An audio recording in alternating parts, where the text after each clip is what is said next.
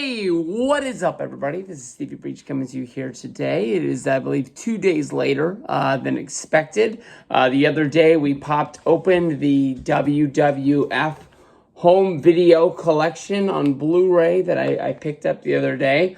I made a small error in there guessing how many VHS tapes were actually involved in these 5 volumes of 6 disc sets. 30 discs. There's 162 VHS tapes in there. I just honestly could have looked at the cover and it says it blatantly right there how many's on there. Very impressed by these. If you're looking to get these, send me a message and I'll hook you up with the guy. And we'll find some way to get you guys together. But today we're going to be doing part 2. We're going to be covering the WCW home video collection. These ones here, honestly, 6 discs again, 6 discs per set. That's 36 Blu-rays in all. These ones don't say how many on there. It just says contains original releases. Just basically putting the VHS tapes on the Blu-rays. They have a really cool intro to pick which tape you want to watch. You don't just put it in there and it just starts playing and you have to watch the whole thing or anything like that. It works like a basic DVD or Blu-ray would work for you. But I'll tell you these. I wanted to have these. I don't have a huge memory of WCW tapes back in the day. When I really got into tape trading in the late 90s, it used to be the late 90s. I don't think I started until like 99. Buying some Masters here and there. Probably my first Masters would have been Bash to the Beach 1996, the start of the NWO. And, buying tapes here and there, especially the used ones from Blockbuster when they were dirt cheap. I would pick some up, but most of my memories are just looking at the VHS tapes on the cover and just being like, what is War Games? Why is there a cage on the cover of this? Why I never rented it?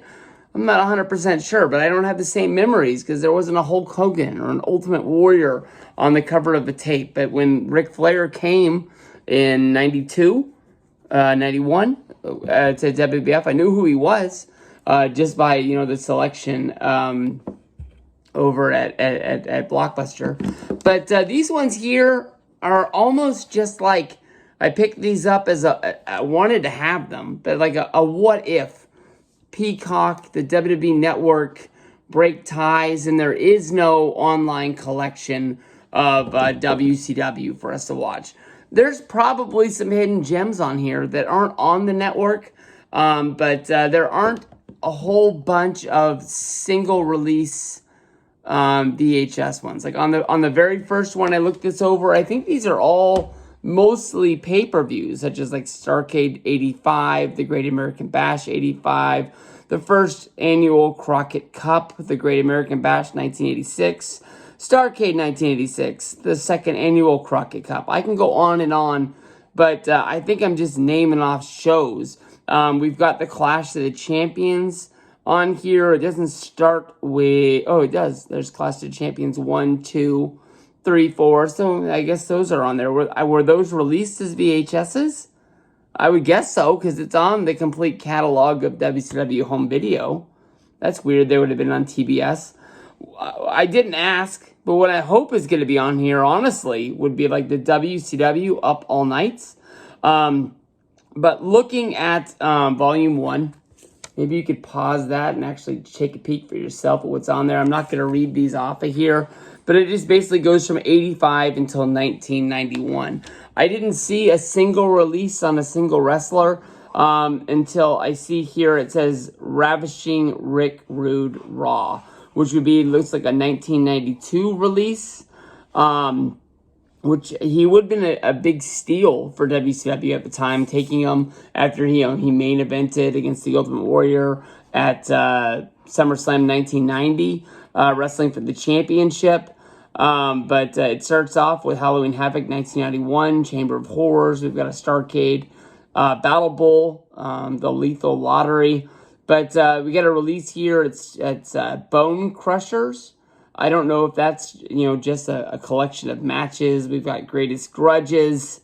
We've got that Ravishing Rick Rude. We've got New Blood on the block.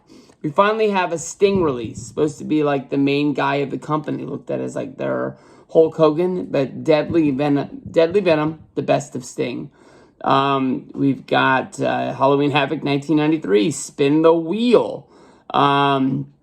Goes until Halloween Havoc of 1994. These are going to start up with Starrcade of 94. We're going to go to Clash of the Champions 30, which is a German release. We got Ric Flair, 2 Decades of Excellence. Collision in Korea, the original New Japan Pro Wrestling VHS. That was the one where the network came out that everybody said the WCW network was not complete. Was that was the big one that a lot of people said they were missing. We have we're going to get into Wild and Sturgis 96, which I think would be Hog Wild, but they were forced to change the name. It is also the German release, Clash of the Champions 33 German release. We're going to go next to Volume 4, which is going to start up with Super Brawl 1997. We got a couple of UK releases of Road Wild 97, Fall Brawl 1997, Sold Out 1998. Somewhere around here, we're going to get into some really good VHSs that I loved. That I wish, how they had the Attitude Collection, I believe it's what it's called, when WWE first really got onto DVD. They just re-released a whole bunch of VHSs because they knew people would buy them and start their collections. I think they should have done that back in the day when they bought WCW back in 2001. But here we have Best of Bash at the Beach, Best of Halloween Havoc. We've got Sting Unmasked, which honestly should be one of the best VHSs of all time. But the character Sting had recently turned heel when they went to make the tape. Sting buries everything that Sting does because he doesn't believe in being a good guy at that time. It didn't really make sense. Just don't put Sting on there. Macho Man Randy Savage Behind the Madness. Goldberg, who's next. Diamond Dallas Page, Feel the Bang. Best of Fall Brawl. Best of the Great American Bash. Those ones right there are the moneymakers for me. Those are the ones that I want to see, and I want to see right now. We got the NWO on the cover here of Volume 5, where we're going to pick up with World War III, 1998, and we're going to roll into 99. Somehow in the middle of the 99 tapes, we have Capital Combat 1990. It's a little bit weird to be stuck in there. We've got Kevin Nash, The Outsider, NWO for Life, one of my favorite tapes of all time, honestly. Best of Starrcade, Best of Slamboree, Mayhem. Oh, that was a pay-per-view. I forgot. Mayhem. Best of Uncensored, The Nature Boy Ric Flair, Hollywood Hogan, Why I Ruled the World, The Nitro Girls Swimsuit Edition, Sid Vicious, Millennium Man, Sting, Back in Black. We're going to finish this off with Fall Brawl 2000. And then this right here, it really impressed me. We're going to finish up our run with WCW going into 2000. It starts off with the Great American Bash 2000, and it's going to run through... I'll just read them so that way we don't get out of order. We got Great American Bash, New Blood Rising, Slamboree, Bash of the Beach 2000, Canadian release, Sold Out 2000, Spring Stampede 2000, Super Brawl 2000, Uncensored 2000, Starrcade 99, the Fan Favorites release, WCW Magazine Best of the 90s, and then we have the Millionaires Club versus the New Blood, which I believe was an Australian release VHS. Then we have a whole bunch of extras that are taken from here and there all over the world. I read through these a little bit, and I hope that the all-nighters are going to be on here. But we've got WCW TakeOver 1997 from Germany. Ric Flair and the Four Horsemen. I believe that is the WWE documentary. Four Horsemen Extra Real. The Rise and Fall of WCW.